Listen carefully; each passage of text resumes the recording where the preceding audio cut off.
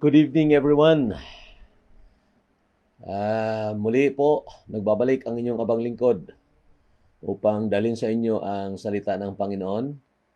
Nakaantabay po ang ating mga puso't isipan. At talagang handa po tayo na matutunan ang mga salita ng Diyos. This is the last days, mga kapatid. Talagang kailangan po natin na matutunan ang mga itinuturo ng salita ng Diyos.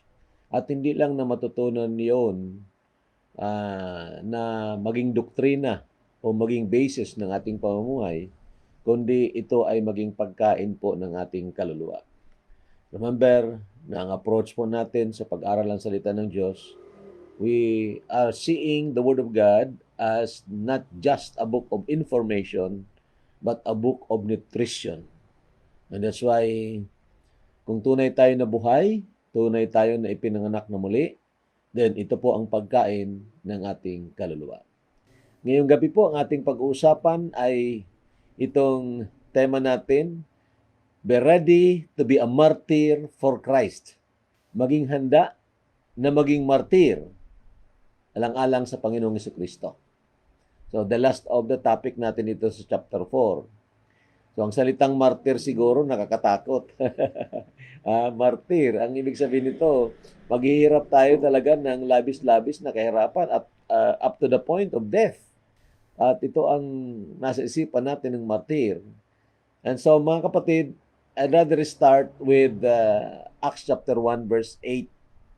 So upang ma-define natin itong martir. So what is a martir?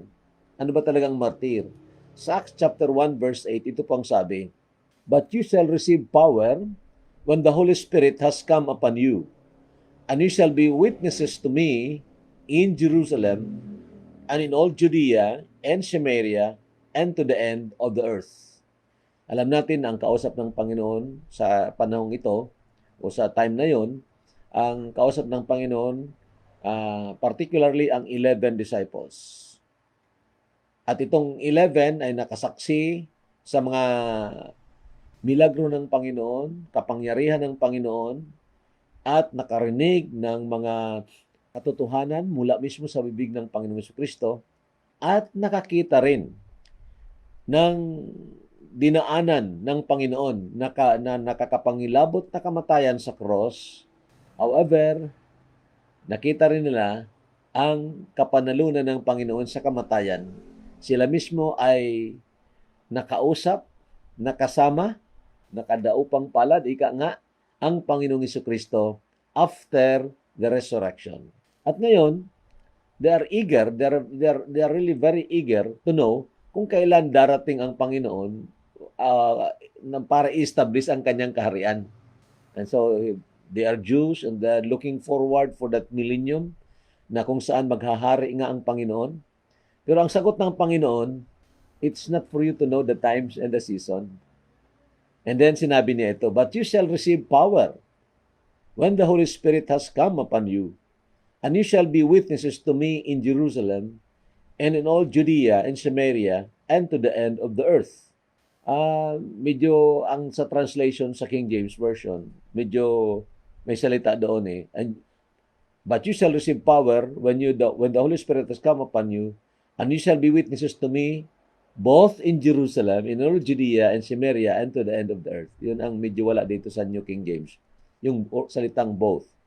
So, gusto ko lang na pukawin ang inyong interest, mga kapatid, na ang fulfillment nitong sabayan na pagpapahayag ng salita ng Panginoon o ng Ebanghelyo ng Panginoon, ang pagpapahayag nito, sabayan, meaning locally and globally, ay parang ito ang fulfillment ngayon, di ba? Of course, during the time of the apostles, yung mga known world ay talagang naabot din nila yon. So while they are having the local missions, they are also having that global missions. So ito naman, mga kapatid, ang talagang number one na definition ng tinatawag witness. Number one na definition. Ang ibig sabihin, patotoo, pamagitan ng Ebanghelyo ni Kristo, na ito ay ipahayag sa lahat ng tao sa buong sanlibutan. Okay? That's the primary meaning of the word witness. However, kung titingnan po ninyo in the Greek, mga kapatid, the word witness or witnesses in the Greek is the word martos. Martos po ito. At ang salitang martos, dito kinuha ang salitang martir. So, parang sinasabihan tayo na sa pagiging patutuo natin patungkol sa Ebanghelyo, patungkol sa kaligtasan dyan kay Kristo Jesus, ay dapat nakahanda po tayo na kung kalooban ng Panginoon na tayo ay mamamatay sa pamamagitan ng persecution, we should be ready for that. Ganun po ang pananaw ko dito sa tinatawag natin sa witnesses for me. Kasi kung titingnan po ninyo mga kapatid, kahit na sa istorya ng mga mga apostol, of course, ang iba hindi na record, pero mayroong mga istorya na tinatawag legend. For example, si Apostol Pedro. Si Apostol Pedro, ang writer mismo nito, ay hinuli ito siya at gustong ipako siya, katulad ng pagpapako sa Panginoong Jesucristo. And yet, sabi ni Apostol Pedro daw, ay hindi siya karapat-dapat na ipako na ganon. Ipako siya na patiwarik. Patiwarik. So, nandoon, namatay si Apostol Pedro sa ganon. Naging martyr nga siya. And likewise, all others. Si James, the apostle, alam natin, pinapatay din yun, Acts chapter 12. Si John, nang sumulat ng Book of Revelation, hindi naman ito pinapatay, pero he was exiled in the Isle of Patmos. At marami pang iba, si Bartholomew, sabi nila, pinatay din yun. At of course, si Apostol Pablo. So, ang point mga kapatid is, ang pagiging patutuo sa Panginoong Jesucristo ay talagang maaaring mag-ingkar ng martyrdom. Ang ibig sabihin, kung kalooban ng Panginoon, ay talagang mangyayari na pwedeng ikaw o ako ay isa sa magiging martir to the point of death. And if that is God's will, and if it will be required of any of us, then we ought to be ready. Yun po ang ibig sabihin. Okay? So, the verses, basahin po natin itong mga sumunod mga verses. Verses 12 to 19 po ito. Beloved, do not think it is strange concerning the fiery trial which is to try you. Ang sarap ng salita niya, beloved.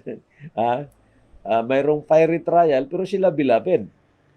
Sabi ni Pedro, beloved, do not think it is strange concerning the fiery trial which is to try you, as though some strange thing happened to you. But rejoice to the extent that you partake of Christ's sufferings, that when His glory is revealed, you may also be glad with exceeding joy. If you are reproached for the name of Christ, blessed are you, for the Spirit of glory and of God rests upon you. On their part, He is blasphemed, but on your part, He is glorified. But let none of you suffer as a murderer, a thief, an evildoer, or a busybody in other people's matters. Yet if anyone suffers as a Christian, let him not be ashamed, but let him glorify God in this matter. For the time has come for judgment to begin at the house of God, and if it begins with us first, what will be the end of those who do not obey the gospel of God? Medyo bigyan ko ito ng comment ng konti ang verse 17.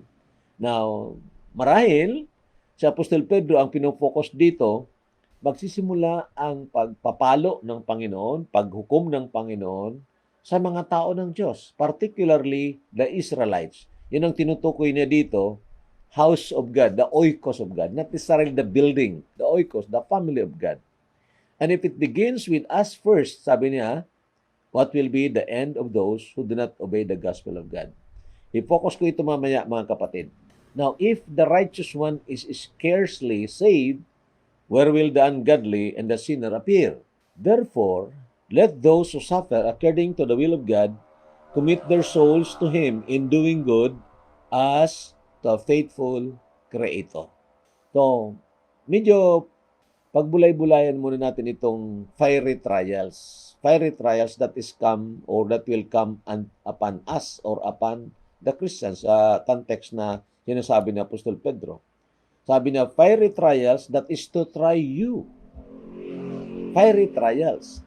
Meaning, parang nag-aapoy. Nag-aapoy na pagsubok na darating sa inyo.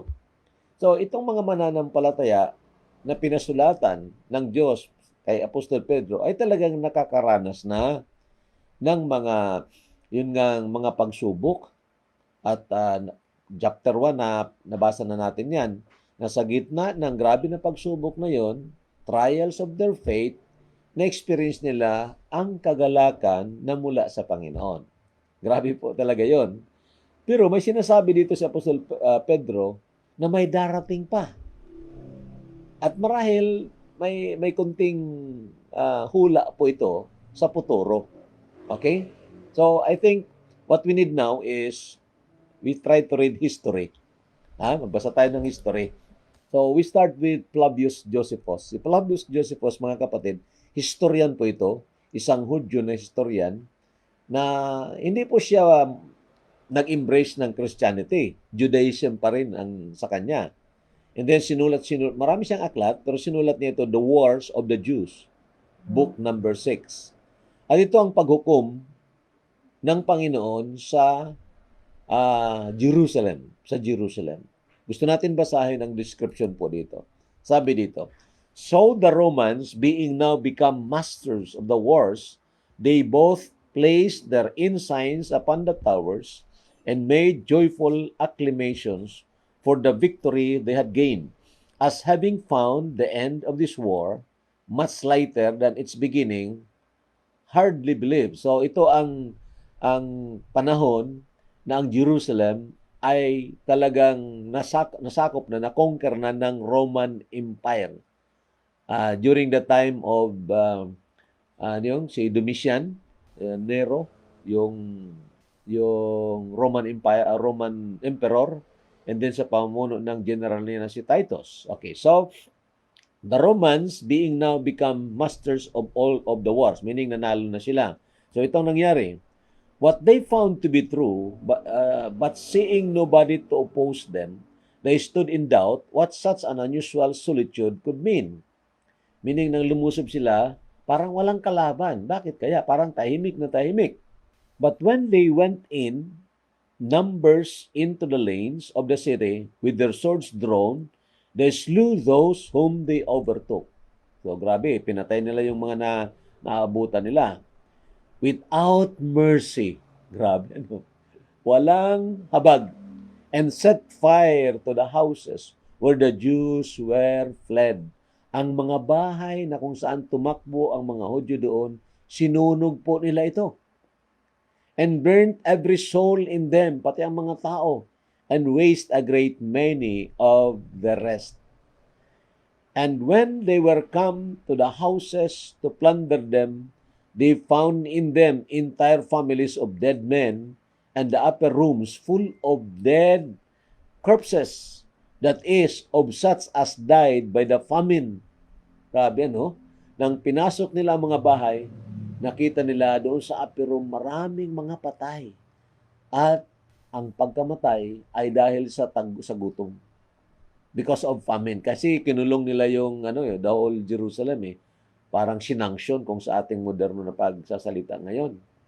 Then they stood in a horror at this sight and went out without touching anything. But although they had this commiseration for such as were destroyed in that manner, yet had they not the same for those that were still alive.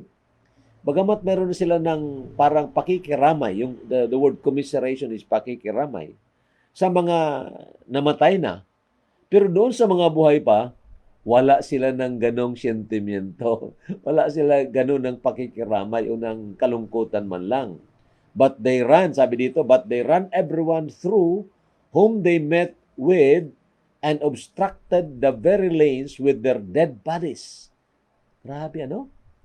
Ang abutan nila, patay talaga at medyo na hahadlangan pa ang kanilang pagtakbo dahil naghahambalang lang yung mga patay doon sa Jerusalem. And then sabi dito, and made the whole city run down with blood.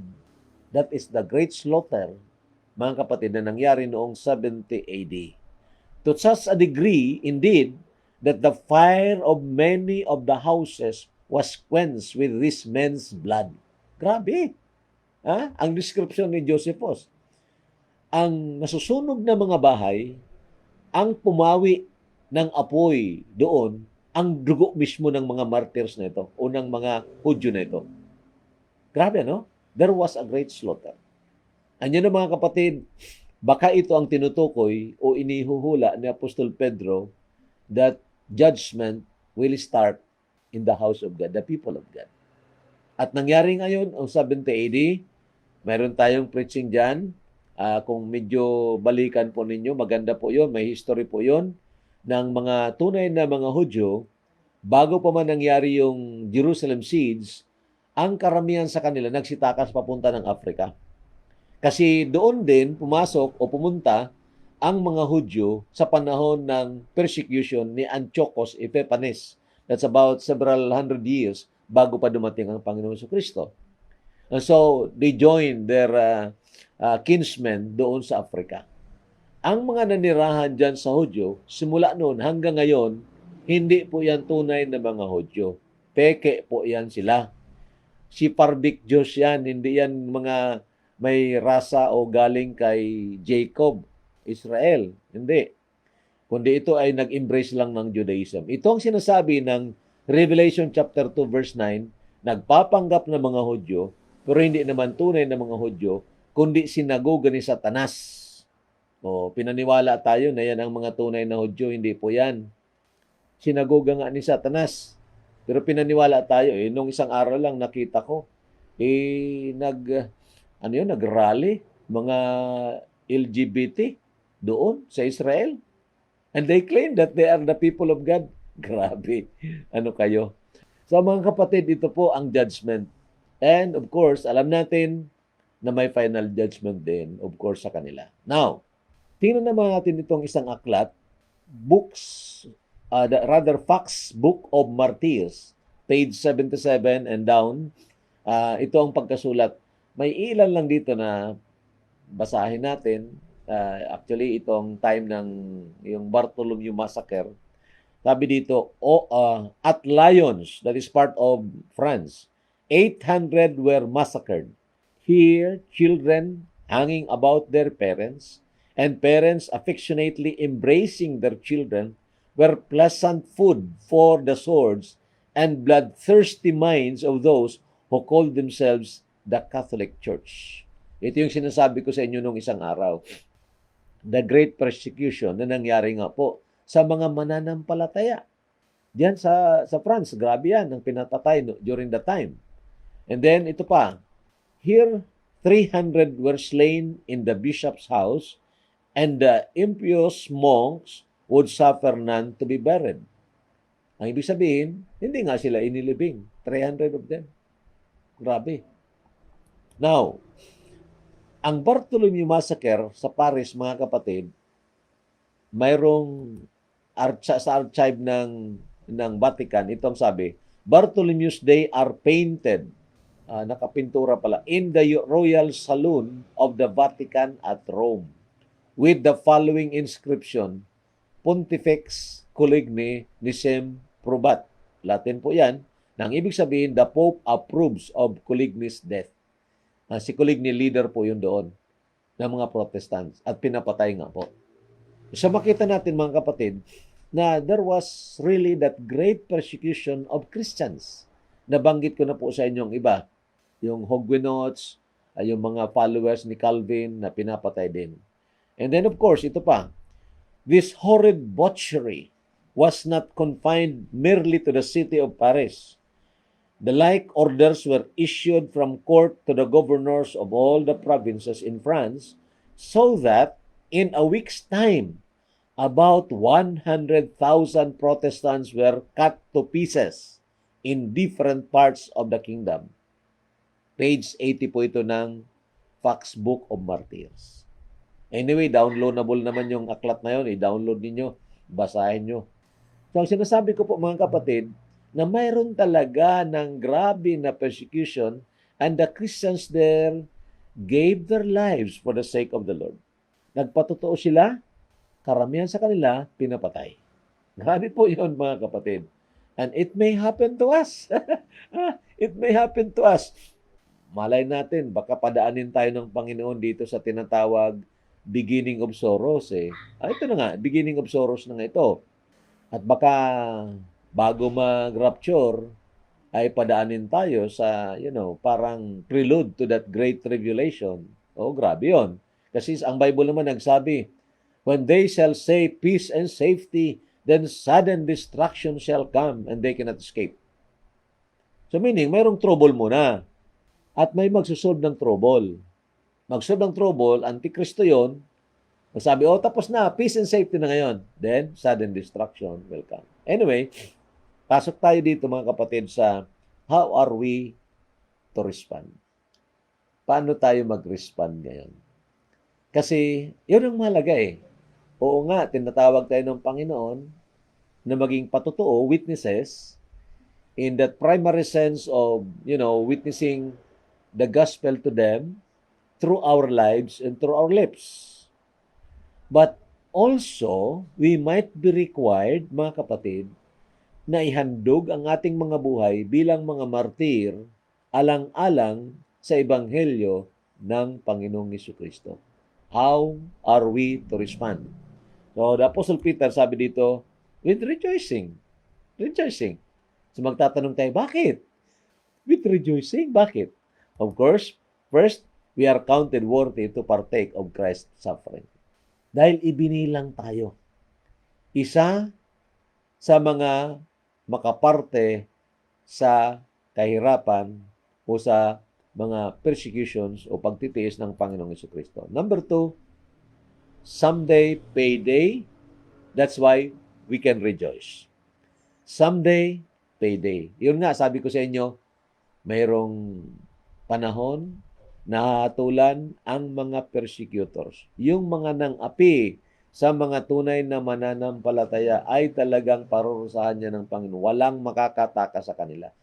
Ang mga nangamatay na, siyempre alam natin, ang parusa ay hindi lang parusa sa sanlibutan ito.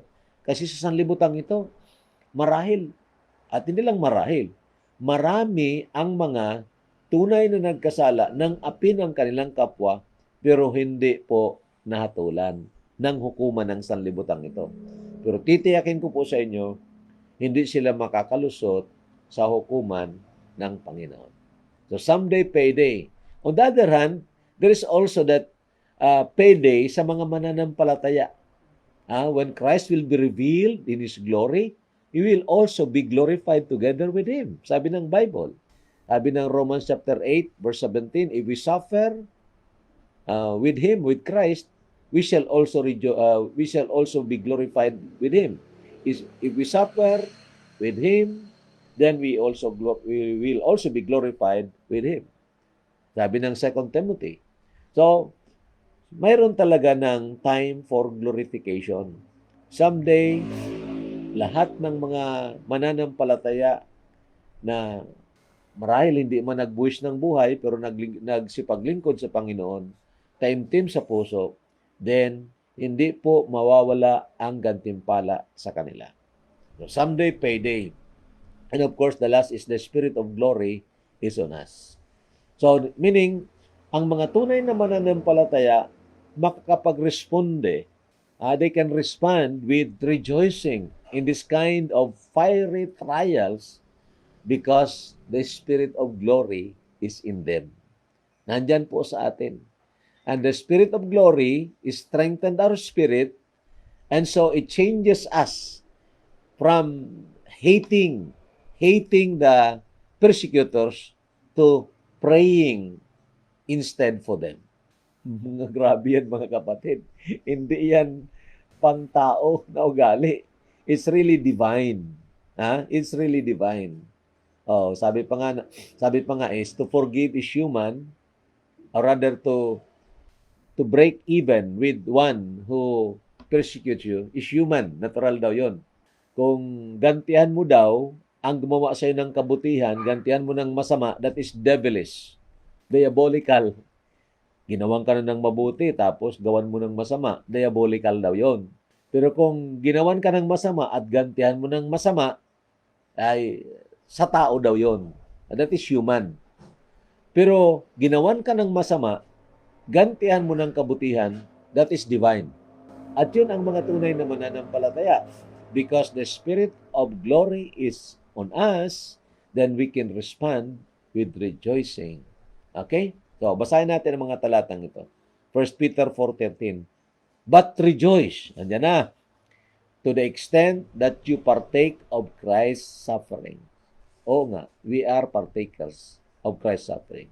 That when His glory is revealed, you may also be glad with exceeding joy. Someday, payday. Yun nga po.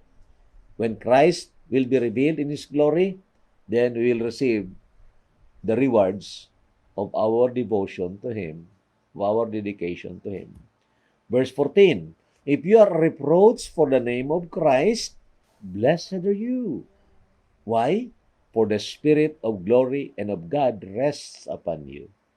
In a sense, hindi lang na ang Banal na Espiritu nagpapalakas sa atin, kaya't makarespond tayo ng ganito, but also, the proof that we are being indwelt by the Spirit of God is that we do not respond to our persecutors the way a human responds. Yun yung sinasabi ko. But we respond just like Christ responded to His persecutors. Na doon sa krus ng Kalbaryo, anong unang sigaw ng Panginoon? Father, forgive them, for they know not what they do. So, mga kapatid, ito po ang tama na response. And then another one, how are we to respond? Don't be ashamed, but rather glorify God. Malinaw naman po ito, very practical, sabi dito, yet if anyone suffers as a Christian, let him not be ashamed. Hindi po nakakahiya na tayo ay apihin alang-alang sa pangalan ng Panginoong Jesucristo. Hindi po nakakahiya yan. It's great glory to be counted as one of the partakers of Christ's suffering. So, sa halip daw, let him not be ashamed, but let him glorify God in this matter. Purihin ang Panginoon. Luwalhatiin ang Panginoon. And it is a good response. And then lastly, commit our souls to God. The way to respond sa ganito persecution, kung padaanin man tayo ng Panginoon sa sobra, grabe na persecution, katulad ng mga binasa ko sa inyo kanina, then, therefore, let those who suffer according to the will of God commit their souls to Him.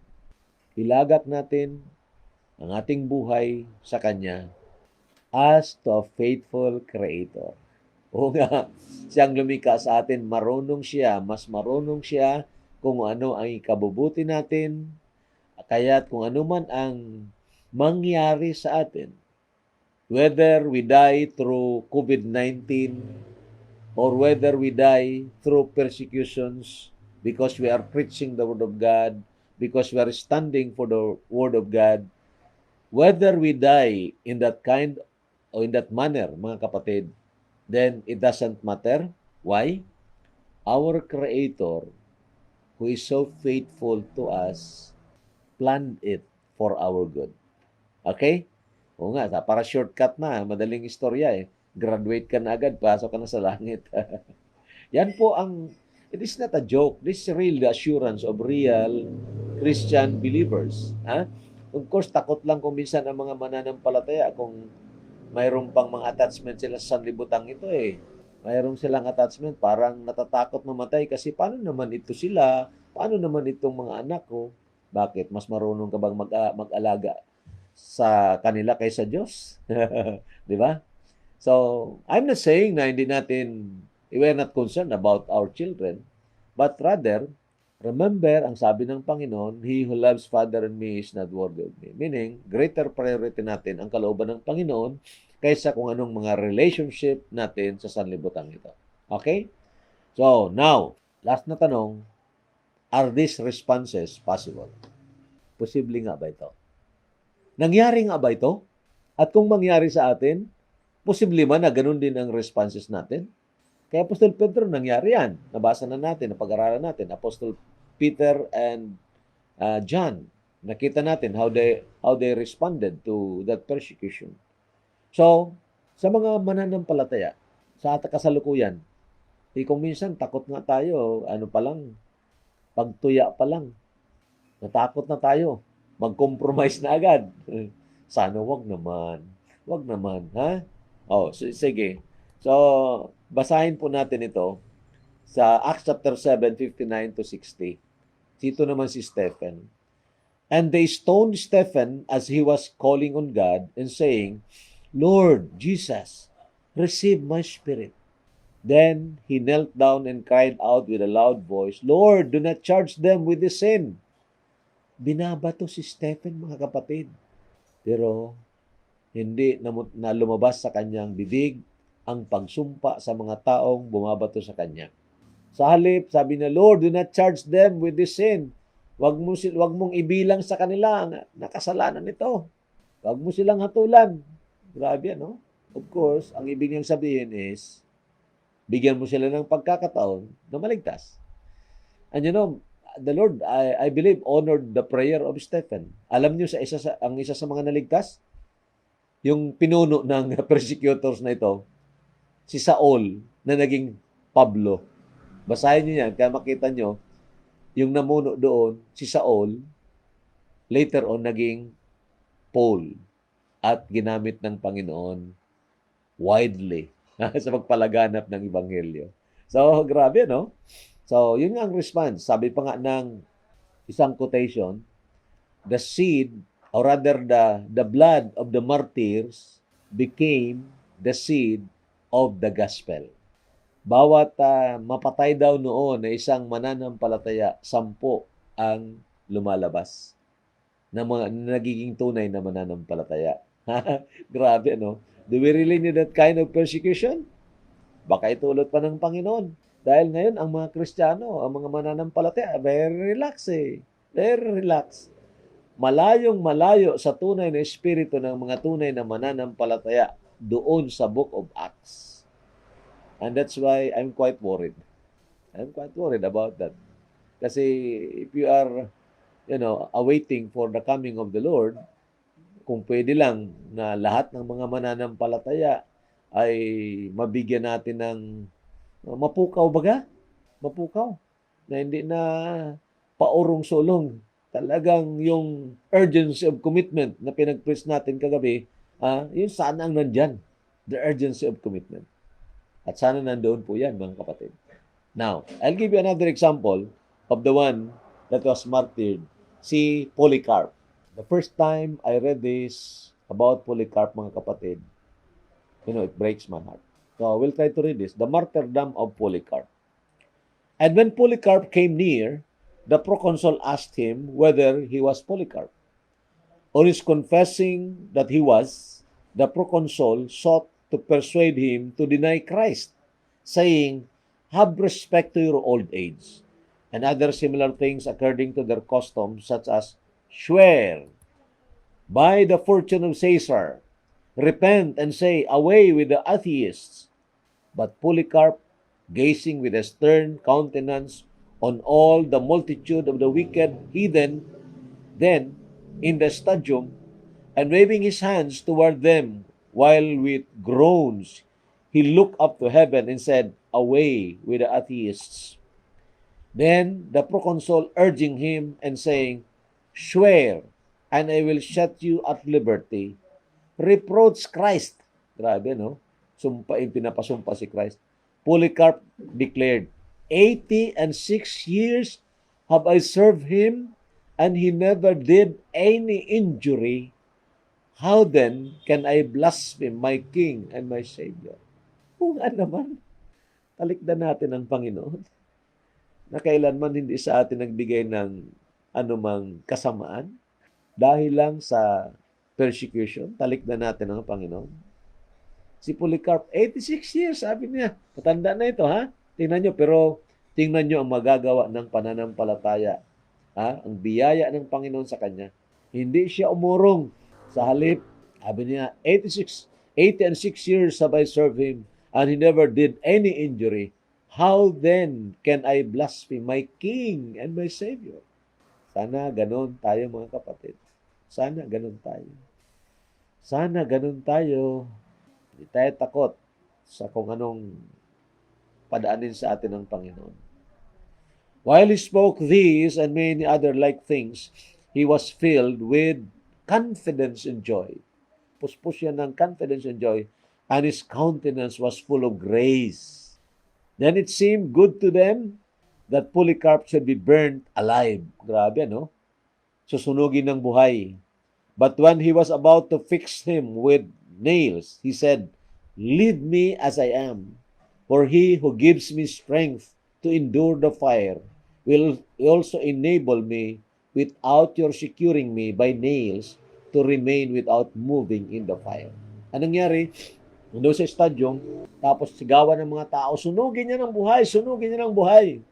Grabe, kasi ganun ang nangyari noon, yung sa tinatawag arena, sa Coliseum, may pinapakain sa mga leon, na mga Christians yun, mga mananampalataya, pinapakain sa leon. Mga ilang araw na hindi pinapakain yung leon, gutom na gutom, tapos pinapalaban doon sa mahinang-mahina na ng mga mananampalataya dahil kulang ang kain. Pag matalo mo yung leon, makalibre ka. You will be a free man. Pero pag hindi, patay ka. Ganun yun.